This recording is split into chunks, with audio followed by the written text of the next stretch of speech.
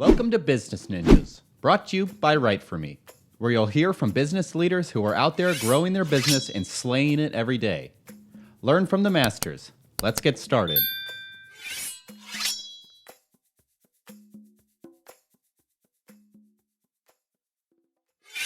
So Dale, thanks for setting some time aside. Looking forward to learning more about your company. So maybe we could start out by just having you share the name of the company, sort of the website, and where you're located. Yes. Hi, Jamie, and thanks for having me. The name of the company, well, first of all, my name is Dale Smith, and I am the Chief Marketing Officer for Orchestral.ai. And the company URL is pretty much just as I've stated. It's orchestral.ai,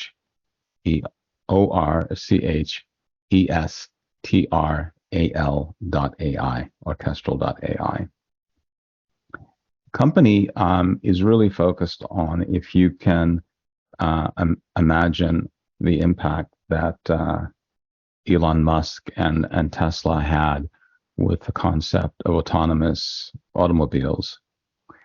In many ways, what Orchestral is setting out to do is to bring that kind of autonomy to the infrastructure, the IT infrastructure that some of the largest organizations, the largest companies in the world depend upon to run their business.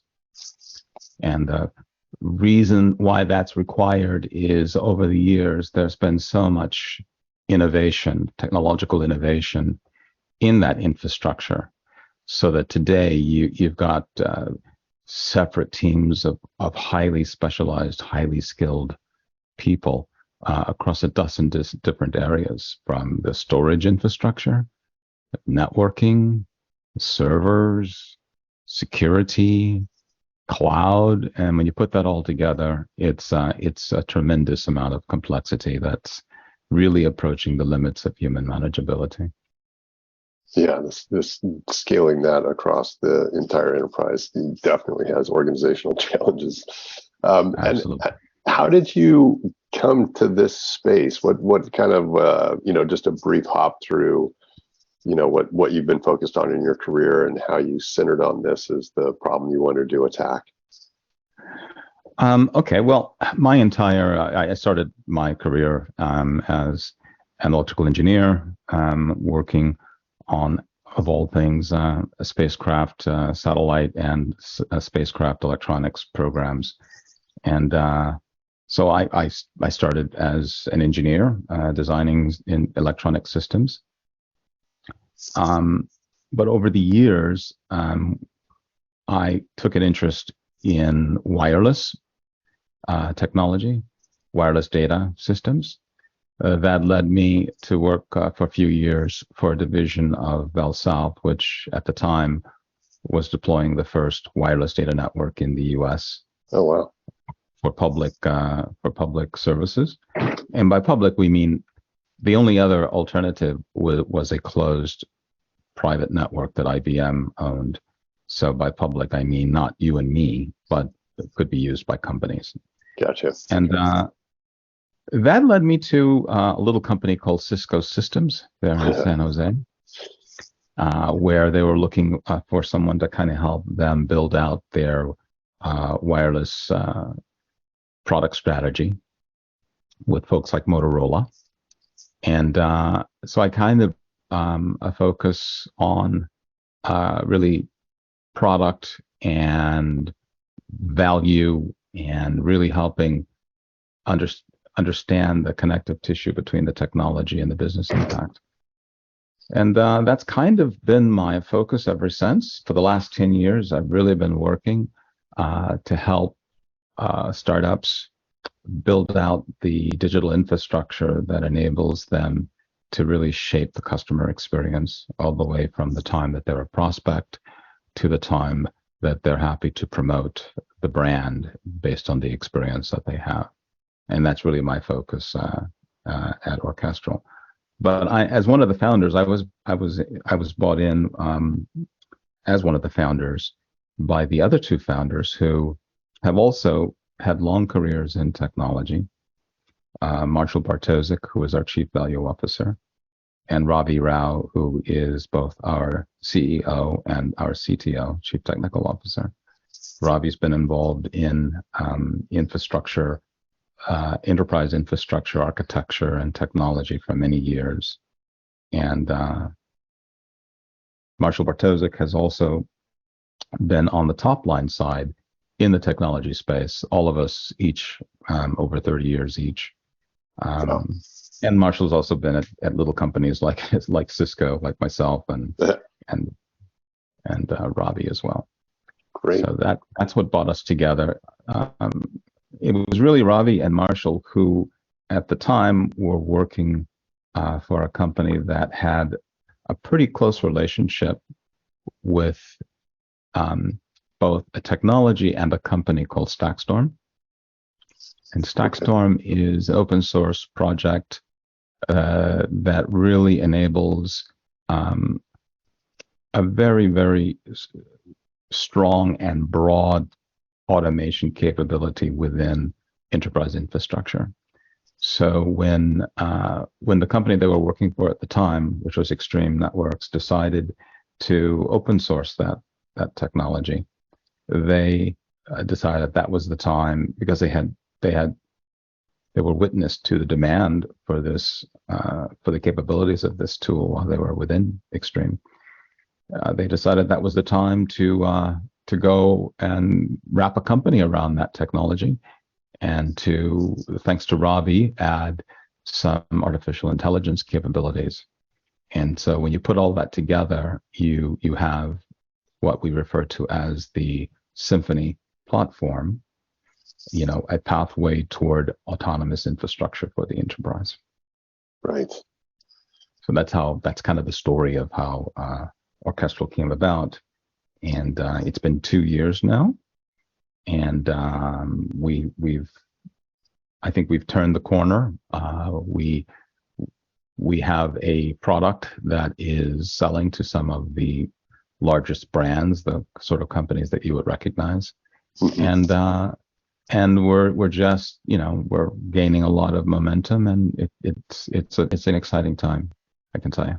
Yeah, it must be. I mean, so what's the progression been like? The 2-year arc, of course, coincides with COVID and massive changes to all sorts of ways that people work and think about structuring organizations. So I'm curious what that arc was like for Orchestral.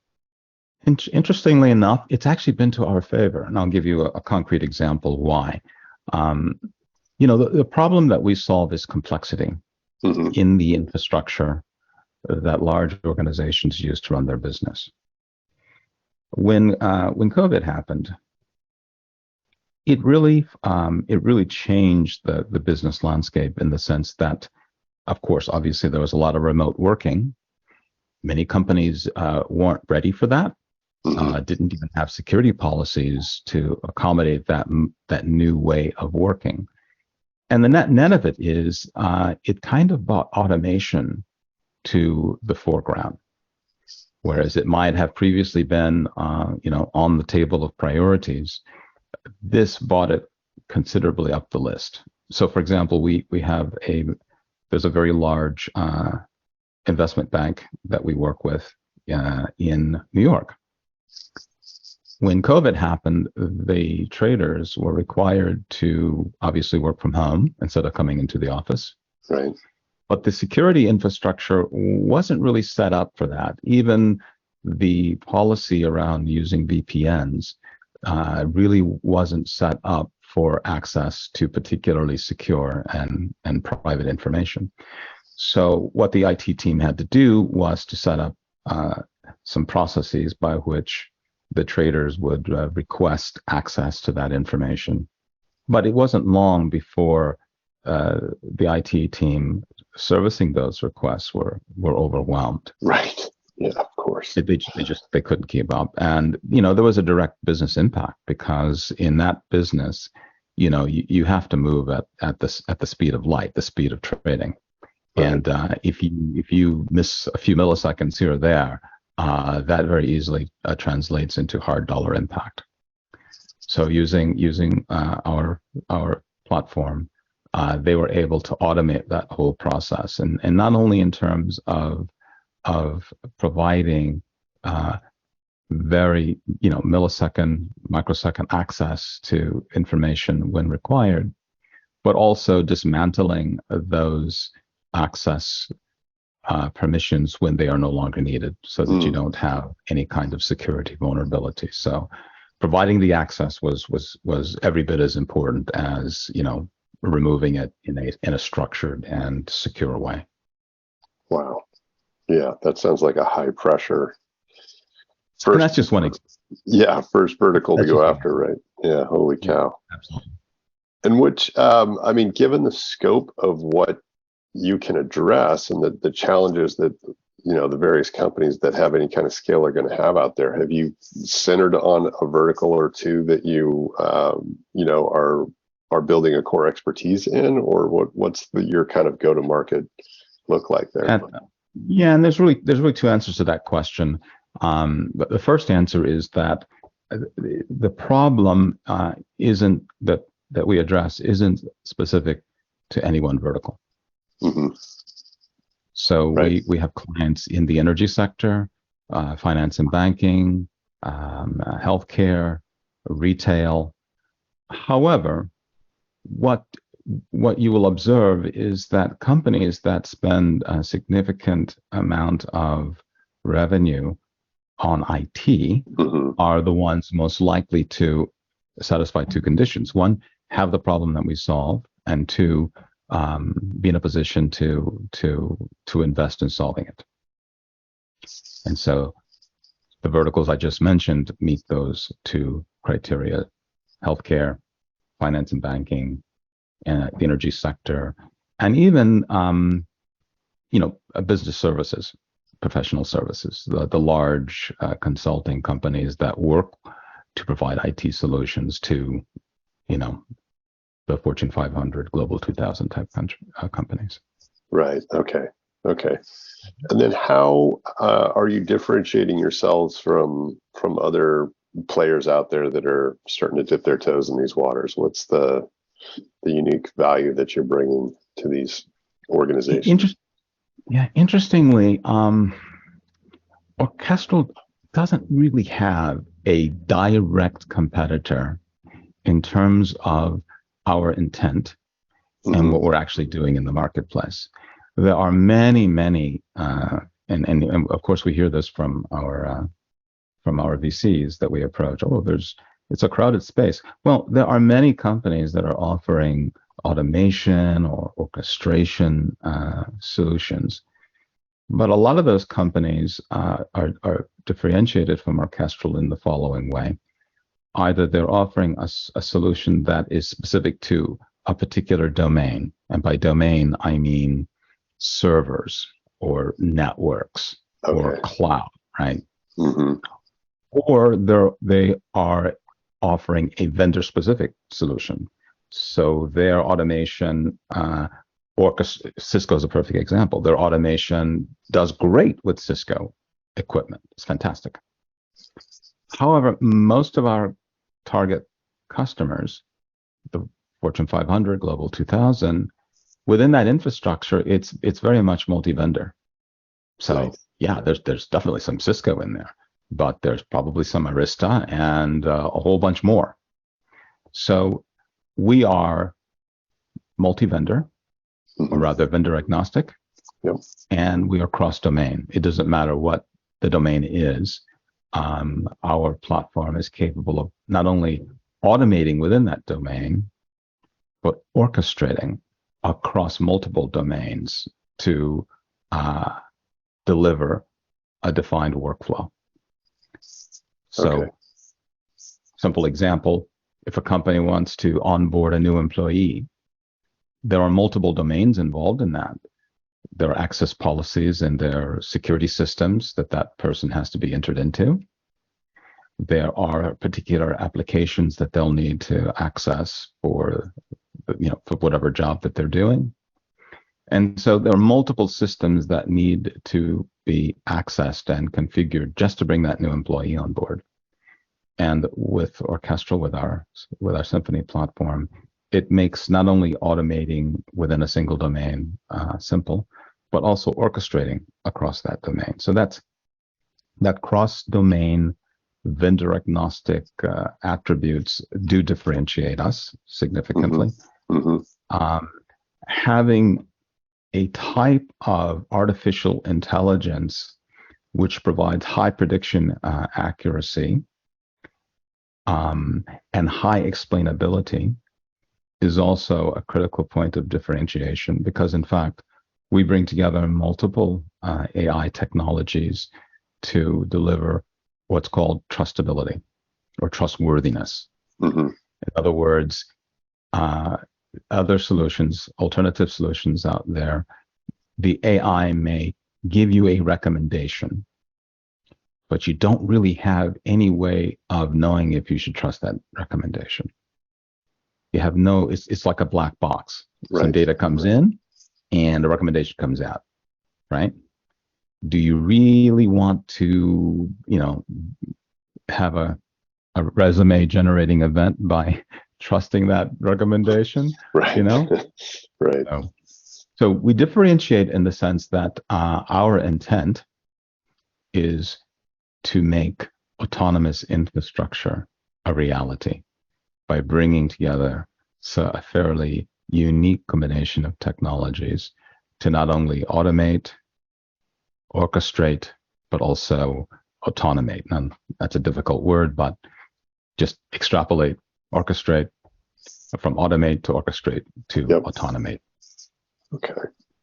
So the intent makes us very, very unique and is the basis, one of the third pillars for why I say we have no real direct competition, because others, they're still along the path of leveraging a particular core technology to achieve trustability, and it's not possible to do it with a single technology like machine learning. Right. So, and then given, the various verticals that you've talked about and the various parts of a large organization that could have the need for what you provide, is there a natural starting point for you? Is there like an ideal customer profile? Maybe it's a company that's at a certain organizational stage, or there's like a division of the company where it's a natural place for you to start these discussions. Kind of what's that look like in terms of who you're reaching out to and kind of what they're trying to solve? Yeah, yes, most certainly. It's the infrastructure or infrastructure and operations teams. Okay. Within large companies that have typically in excess of between 5 to 10,000 to more employees. Right. Those are the ones that typically have the kind of infrastructure problems that we address. So that they may have multiple data centers, thousands of servers all over the place, and they're really struggling with trying to keep it all together. Something breaks, and it starts a firestorm of what's the source of the problem? What do we do about it? What teams and experts do we need to get together to figure out what's going on? So it's definitely the infrastructure and operations teams. And what typically might get it started is that you've heard this concept of, or this terminology around digital transformation. Yep. So there's a whole hierarchy of personas that would be involved in helping an organization realize their digital aspirations. From the CIO, who ultimately has responsibility for bringing to fruition their digital aspirations, all the way down to those levels between the CIO and an individual DevOps engineer. So anywhere in that spectrum of personas, a project could get started. But usually the company realizes that they have to make some serious investments in automation, because throwing people at these problems is not a winning solution, especially given that there are constraints on the supply side as far as taking that approach. That just doesn't scale. Yeah. So they realize they're going to have to do some serious amount of automation. They may have formed a center of excellence, bringing together membership from various departments to brainstorm and have a coordinated, corporate approach to their automation problem, or their infrastructure complexity problem, I should say. And they may have identified some very specific use cases. So they may be around security. That's very often a starting point. And by that, I mean security orchestration. So that, for example, when an individual engineer makes some changes, let's say they make changes that affect security policies in some way, but perhaps didn't enter those changes into some other system of record, like a configuration management database. And as a result of that, you have what's referred to as configuration drift. So the reality of how the infrastructure is configured differs from the systems of record. And that can represent some very serious security vulnerabilities if not handled correctly. You would use a platform like ours to ensure that that doesn't happen, because all of those changes then become automated, and the checks and cross checks to ensure that all the systems that need to be updated, all of that happens automatically. And you'd be surprised in how many of these very large companies all of this is still done manually. Wow, it's a tremendous amount of human effort. Yes, it is very painful. It's even more painful when it breaks, or when there's an attack and it's discovered that it was due to some sort of human error in some very convoluted processes that was the culprit.